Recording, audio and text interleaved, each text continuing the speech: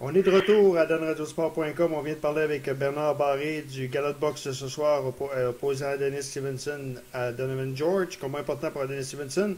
Demain au Brésil, c'est le UFC 153 et ça va mettre en vedette la vedette du UFC, Edison Silva, qui fera face à Stephen Bonner. On en parle avec notre collaborateur des arts martiaux mix, Claude Perron. Salut Claude. Salut Dan, ça va?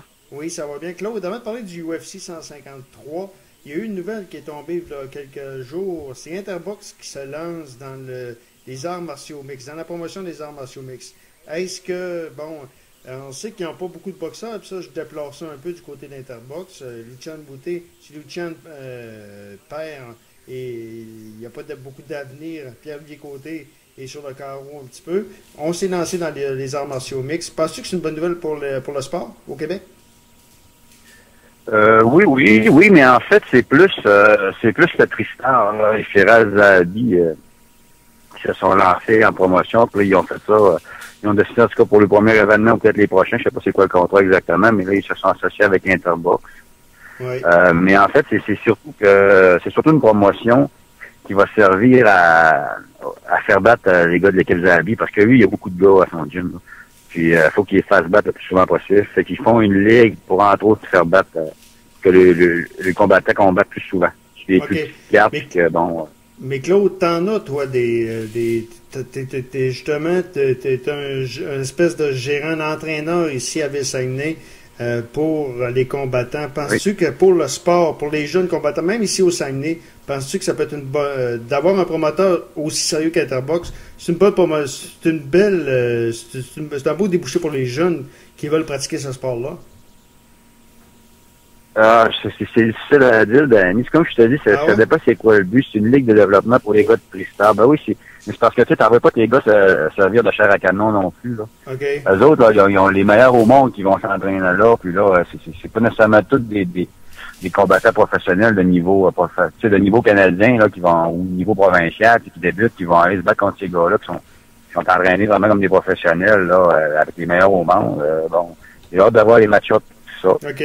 Ça va être intéressant, mais je sais pas, moi, comme pour un petit gym comme moi, même un gym plus gros, comme je te dis, on veut pas servir non plus de chair à canon, là. Ouais, OK. OK.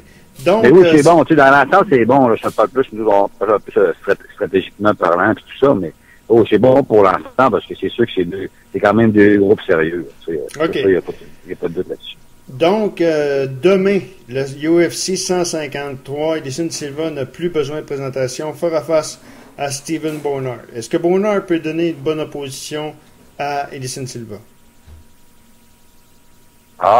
C'est un match-up qui est weird un peu, mais oui, ça peut être spécial. Je veux dire, Bonner, il va être beaucoup plus gros que Silva, ça c'est sûr. Il va certainement y mettre une quinzaine de livres faciles plus gros. Après ça, c'est sûr, Bonner, il vient comme de base, le taekwondo, je me rappelle bien. Donc, il peut être weird un peu debout aussi, puis il peut avoir des combinaisons bizarres qui peuvent peut-être surprendre un peu. Mais moi, c'est au sol que je serais intéressé de voir qu'est-ce qui va arriver là, si Bonner réussit à amener Silva sur son dos. Ça pourrait être intéressant parce que il y a quand même un sol sous-estimé. Bonner, il est bon. Là, il va être beaucoup plus gros, beaucoup plus fort. Ça peut être intéressant de voir. Mais bon, si ça va debout, là, je pense pas qu'Anderson a donné de la difficulté. Il est beaucoup plus rapide de toute façon. Penses-tu que ça va se rendre à 5 rounds? Non. Non? Non, je crois pas. Il est très durable, hein, Bonner, ça, c'est un bon athlète, puis tout ça, mais non, je penserais pas que ça se rende jusqu'à 5. OK. Maintenant, en sous-carte, Antonio Rodrigo Nogueira contre Dave Herman. Oui, Nogueira, c'est Bigna, comme on l'appelle, c'est son retour depuis sa fracture au bras qu'il a subi la défaite contre Frank Mir qui a fracturé le bras. En fait. Il n'a pas tapé sur une clé de bras d'épaule qu'on appelle un Kimura ou un UD Garami, peu importe, puis il a pas tapé, donc ça a snappé. Il s'est fait carrément casser le bras. Fait que là, c'est son retour, c'est son combat de retour. Okay. Tout va bien à l'entraînement, tout ça. Je crois contre Dave Herman, un gars qui s'est déjà fait soumettre plusieurs fois, puis il est surtout bon debout, mais moyen au sol, donc ça devrait être une victoire là, pour Nogueira au sol, à moins qu'il se fasse À moins qu'il se fasse pincer debout. Donc ça Je suis surpris qu'Aldo ne fait pas partie, vu que la carte est au Brésil, qu'il ne fait pas partie de cette carte-là. Tu es surpris, toi? Ah, ben là, je sais pas. C'est quand même un bon bout de temps que c'est pas vérifié. Oui, parce que normalement, c'est ceux qui nous mettent des Brésiliens. Il est peut-être blessé, je m'en rappelle pas, mais ils ont déjà eu, déjà plusieurs blessés, déjà. Puis bon, ils font ce qu'ils peuvent, mais le monde là-bas, il aime bien ça, le MMA, donc. Il y a quand même des bonnes cartes. Ça fait quoi? Il s'est pas battu plus mais c'est sûr que oui, il y a quelques Brésiliens qui m'aiment. Je sais que Meia, il est là. Damien Meia, il est là. Il y en a une couple d'autres aussi, là. Pas Velasquez, un gros poids lourd, là, qui se bat, que j'aime bien aussi, pas Kane, en tout cas. OK. Ben, il y en a quelques bons comme ça. Louis Kane, je crois que ça s'appelle. John Fitch, qui est quand même Louis Kane, là-bas, je l'aime bien, lui, puis... John Fitch qui non, il y en a des bons, il y en a d'autres bons. John Fitch qui se bat, qui est un John Fitch, lui, il se bat contre... Eric Silva.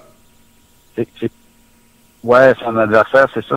Mais c'est un gars plus de ça. Ça va être intéressant parce que John Fitch, c'est un lutteur qui, lui, gagne il gagne beaucoup en grugeant, tu sais, là, il t'amène au sol, puis là, il gruge l'énergie, puis il va fort, puis ça va être intéressant, il va se faire un gars plus de BJJ, ça va être intéressant de voir ça au sol. Bon, OK. Donc, y a-t-il d'autres combats qui te plaisent dans cette carte-là? Il y a Rick Story qui va se battre contre c'est qui son adversaire déjà. Tu as regardé sur la carte, là, c'est Rick Story. On va regarder à l'instant même, mais ce sera pas long avec l'ordinateur s'ouvre. Mais après ça, je vais te parler d'Yves Jabouin qui en a manqué toute une lors des. Il n'a pas fait long feu, Yves Jabouin, l'autre fois, là. Ben, non. Puis là, ce qu'on a vu, en tout cas, dès le début du combat, je sais pas si tu l'as écouté au complet. Oui, l'écouté au complet, ça n'a pas duré. Mais on a vu que, non, son adversaire, après quelques échanges, on ne respectait pas plus du tout la force de frappe de Jabouin. On voyait que le gars, il s'en foutait. Ouais. Il se plantait, puis il envoyait ses gros shots. Puis maintenant, il l'a pincé. Je reviens sur la carte du UFC demain. Rick Story se bat contre Damien Meia dans le premier combat qu'on va voir dans la carte principale. Donc, on le verra. Oui, ça va être un bon combat aussi. OK. Story devrait l'emporter? Ah, non, c'est pas fait. J'ai hâte de le voir, mais c'est sûr que si ça va au sol, ça va être Meia qui va gagner ça, mais il faut toujours qu'il soit capable de l'amener jusque-là. Mais son debout s'est amélioré. On va voir, ça va être intéressant. OK. Ben, Claude, un gros merci. Puis on va surveiller ça demain au Brésil, le combat d'Edison Silva. La prochaine fois qu'on va se parler, c'est pour le UFC 154. Et qui dit UFC 154 dit le retour de Georges Saint-Pierre et aussi Patrick Côté qui va se battre sur la sous-carte, le combat principal de la carte qu'on va voir à TVA Sport. Donc, on se parle lors du UFC 154, Claude? Oui, c'est bien parfait. Ben, donc, voilà, c'était Claude Perron qui nous parlait du UFC 154 qui sera présenté demain au Brésil.